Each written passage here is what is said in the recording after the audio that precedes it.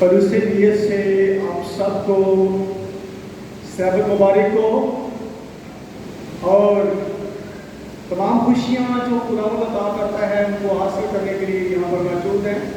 میں سب سے پہلے شکر گزار ہوں اس مالک حقیقی کا کہ جس نے آج کا یہ سبت ہماری زندگی میں عطا کیا ہے تاکہ ہم یہاں پر اکٹھے ہو سکیں اور اس کی عبادت کر سکیں۔ اور اس کے بعد شکر گزار ہیں اپنے مقامی پاسبان اسلم صاحب کے لیے جنہوں نے اس بات کو محسوس کیا تاکہ مجھے موقع مل سکے اور میں خدا کی آواز آپ کا بیان کر سکوں۔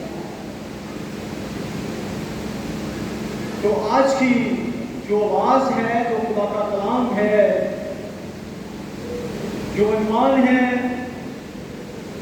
کھیتی کیوں سوکھ، کھیتی کیوں سوکھ، سکھ جاندیاں نے کھیتیاں، سکھ جاندیاں نے کھیتیاں جدوں نیت چ ہوے فرق، سکھ جاندیاں نے کھیتیاں جدوں نیت چ ہوے فرق، اور ایک بندہ ہی نہیں قبیلے دے قبیلے ہو جاتے ہیں فرق، ایک بندہ ہی نہیں بلکہ قبیلے دے قبیلے ہو جاتے ہیں فرق۔ انگوراں دی مٹھاس نو او کی جان، انگوراں دی مٹھاس نو او کی جان، وہ جڑے کھاون والے ہون بیریاں دے پیر، جڑے کھاون والے ہون بیریاں دے پیر، اور سچ نو وہ لوگ کی پہچانن، اور جڑے کرتے ہون ہیلیاں پھیر، اور انہاں نو چاننا نال کی لگے، اور جڑے رہنے چاہتے ہون وچ ہنیر، غفور ارباب قلم نو کی جانن، سن کے ذرا، غفور ارباب قلم نو کی جانن،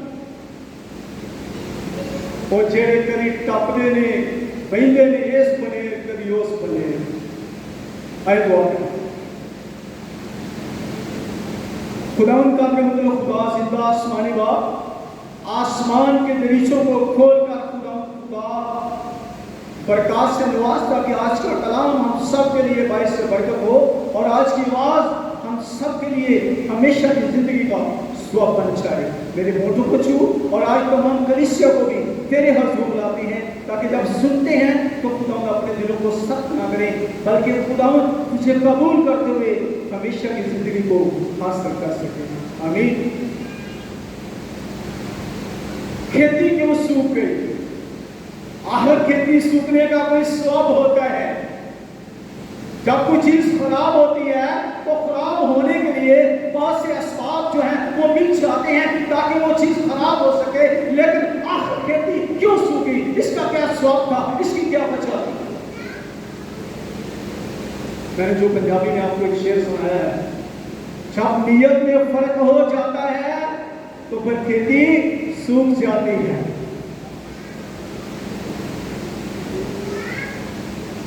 حرام کی کمائی جو ہوتی ہے، حرام کی کمائی جو ہوتی ہے اس سے صرف شکلیں ہی نہیں بگڑتی، حرام کی کمائی سے صرف شکلیں ہی نہیں بگڑتی بلکہ نسلیں بگڑ جاتی ہیں۔ صرف شکلیں ہی نہیں بگڑتی بلکہ نسلیں بگڑ جاتی ہیں۔ اور آج آپ کے سامنے جو تلاوت کی گئی ہے، بیج گیدوں کے نیچے سڑ گیا۔ آپ دیکھتے ہیں کہ وہ ڈھیلے جو ہیں وہ کون سی چیز ہے؟ وہ ڈھیلے کیا ہیں جن کے نیچے بیج جو ہے وہ چل گیا ہے، سڑ گیا ہے، وہ اس قابل نہیں رہا کہ وہ اگ سکے، اس قابل نہیں رہا کہ اس پر پودا بن سکے، اس قابل نہیں رہا کہ وہ دوسروں کے لیے ایک فائدہ مند ثابت ہو سکے۔ کیا وجہ ہے؟ اور کھٹے جو ہیں اڑے گئے ہیں، ٹوٹ گئے ہیں، توڑ ڈالے گئے ہیں کیونکہ کھیتی جو ہے وہ سوکھ گئی۔ جب کوئی فصل خراب ہو جاتی ہے تو پھر کوشش کی جاتی ہے کہ اس کو ختم کیا جائے، اس کی جگہ کوئی اور فصل لگانے کے لیے तैयार किया जाए।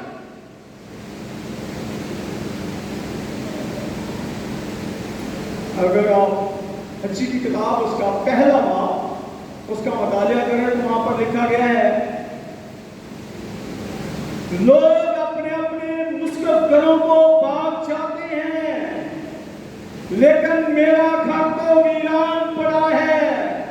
जरा सोचिए, आज खुदावंद फरमाते हैं मेरा घर वीरान पड़ा है।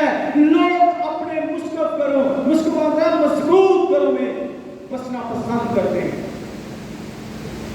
लेकिन देखा जाए तो घर ईंटों का घर नहीं होता। ईंटें बनाने से बिल्डिंग बन जाती है, लेकिन उस बिल्डिंग में अगर कोई रहने वाला ना हो तो घर कभी आबाद नहीं होते। चर्च बिल्डिंग तो बन जाती है, लेकिन अगर चर्च की रौनक ही ना हो तो वो चर्च कभी भी आबाद होने वाले चर्च में शामिल नहीं होता। मेरा घर तो वीरान पड़ा है। तो इसलिए पहला बाब उसकी 6 और 7 अंजीर की किताब, तुमने बहुत सा बोया पर थोड़ा काटा, तुमने बहुत सा बोया पर थोड़ा काटा, पर आसूदा नहीं होते। तुम पीते हो, तुम खाते हो, तुम पहनते हो, पर गर्म नहीं होते। मजदूर अपनी मजदूरी श्रापदार थैली में जमा कर रहा। आप देखना और परखना ये है कि जो श्रापदार थैली है वो क्या है। बहुत से लोग कहते हैं कौन सा ऐसा शख्स है जो मजदूरी करे और फिर लाकर उसी रकम को, उन पैसों को श्रापदार थैली में डाल दे। वो उसका क्या ज़हन दिमाग काम नहीं करता? क्या उसके अज़्ज़ा काम नहीं करते? क्या उसका ज़हन हाजिर नहीं है कि वो श्रापदार थैली में डाल रहा है? अब श्राप क्या है? श्राप क्या है? बहुत से लोग कहते हैं कि हमने तो अपनी थैली को कभी श्राप नहीं किए जितने पैसे डालते हैं। और पंजाबी जिन्हों गुथली कहते हैं, गुथली होती है ना, गुथली पैसे ले आके वो जी जमा करते हैं। केड़ा बंदा जो गुथली में श्राप करके पैसे वो चुका। लेकिन वो श्राप क्या है? वो श्राप जो है वो ये है कि बहुत से ऐसे वसाइल पैदा हो जाते हैं जिनकी आपकी आमदनी जो है तबाह और बर्बाद हो जाती है, और आप फिर उसी हालत में चले जाते हैं जिस हालत से आपने वो काम स्टार्ट किया होता है। लेकिन देखा जाए तुम खाते हो पर आसूदा नहीं होते। अगर ज़बूर की किताब उसका ज़बूर नंबर 123 उसकी 4 ऐड का मुतालिया करें तो लिखा है, आसूदा हालों के तमस्खर और मकबूल की हकारत से हमारी जान सेर हो गई। कौन कहता है? वही जो खुदा को नहीं मानते। कौन कहता है? हमारी तमस्खर लोग जो हैं उनसे जान आसूदा हो गई है। कौन कहता है? खुदा के रास्तार लोग कभी भी ऐसा कहने के लिए तैयार नहीं है, लेकिन वो लोग कहते हैं जो खुदा से दूर हो चुके हैं, जो खुदा से दूरी में है, वही कहते हैं कि हम शरारत वाले लोगों से मोहब्बत रखते हैं, हम तमस्खर लोग जो हैं उनसे मोहब्बत रखते हैं। लेकिन ऐसा क्यों है? शरीर को अपनी शरारत में खुश रहता है। अब शरीर जो है ये कहां से आया है? फारसी में एक शर से शरीर उर्दू में बना है शर का मतलब होता है शरारत, और शरारत करने वाले को शरीर कहते हैं, जो शर से निकला है, और शर का मतलब है शरारत। अगर हम ज़बूर 10 उसकी 4 आयत का मुतालिया करें तो लिखा है, शरीर अपने तकब्बुर में कहता है कि मैं पाक पुरुष नहीं करेगा। कौन नहीं करेगा? खुदा नहीं करेगा। उसका ख्याल सरासर यही है, कोई खुदा नहीं है। शरीर लोग तो कहते हैं हमें कौन पूछने वाला है, कर ले जो कुछ दुनिया में करना है। इस जहां में इसमें एक बार मौका मिलना है, उसके बाद मौका नहीं मिलना। कर ले जो मौज मस्ती करनी है, कर ले जो कुछ करना है, उसके बाद यहाँ पर मौका नहीं मिलेगा। इसलिए वो अपनी जान को आसूदा रखते हैं, इसलिए वो अपनी नीयत में फर्क रखते हैं और कहते हैं जो कुछ भी हमें करना है वो करके देखना है। जो कुछ हमसे गलत काम हो सकता है हम कर लेंगे, क्योंकि उसके बाद हमें मौका नहीं मिलेगा। तुम पीते हो पर प्यास नहीं बुझती। वो पानी ही क्या जो प्यास ना बुझा सके, वो पानी ही क्या जो प्यास ना बुझा सके, और वो खाना ना क्या है जिससे इंसान का जिस्म जो है वो तवानाई हासिल कर ना सके। लेकिन बहुत से लोग पानी पीने की बजाय क्या करते हैं, शबनम जिन्होंने पंजाबी त्रेल कहते हैं, और कभी त्रेल चटिया जड़िए और प्यास नहीं लेती, त्रेल चटिया प्यास नहीं लेती, पानी पिए तो फिर ही प्यास लेंगी। तो इसलिए कुछ लोग सोचते हैं पानी पीने के बगैर ही हमारी प्यास जो है वो खत्म हो जाए, लेकिन जहां जिस जगह पर पानी का काम है वहां पानी पिएंगे तो प्यास खत्म होगी। जिस जगह पर खुदा के कलाम की जरूरत है वहां पर कलाम सुनेंगे तो खुदा आपको बरकत देगा।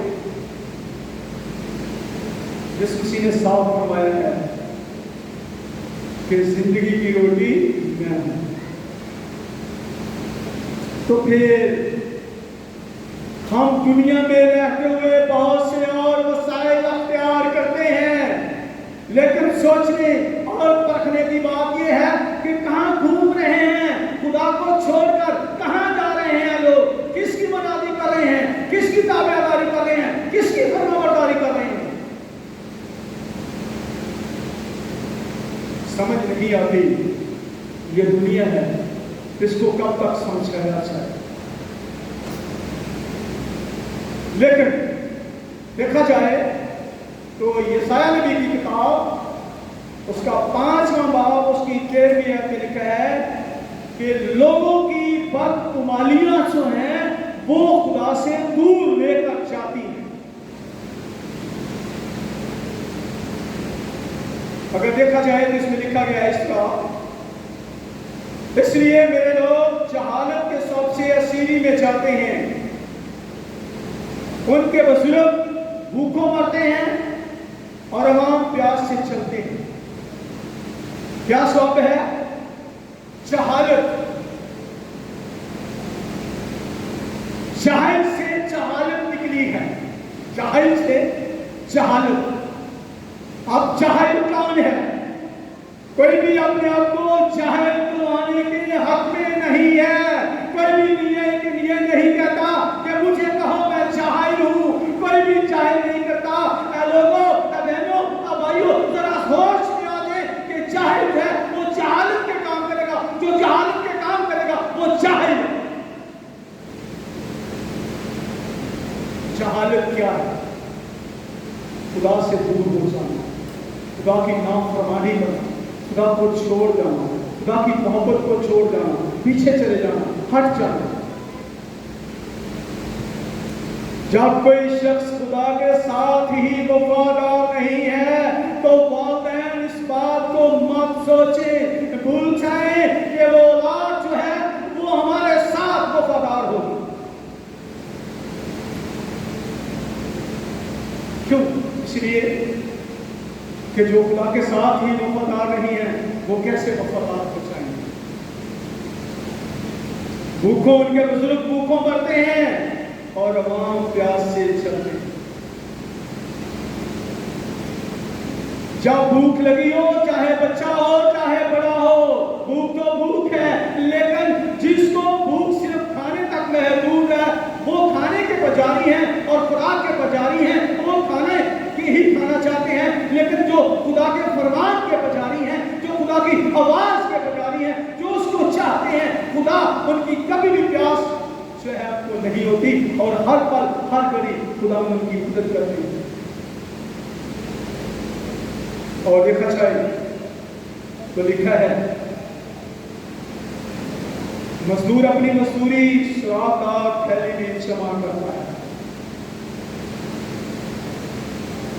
سراغ بیماری بھی ہو سکتی ہے, سراغ اور کوئی چیز بھی ہو سکتی ہے.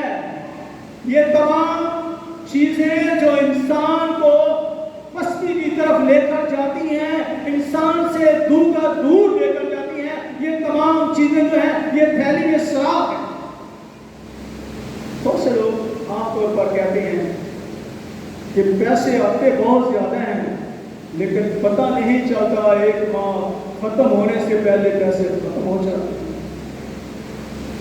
اب کیوں ختم ہو گئے؟ اسی لیے کہ جب خدا سے نافرمانی کی جاتی ہے, جب خدا سے دور ہو جاتے ہیں, اس پیسے میں برکت ہی نہیں کرتی.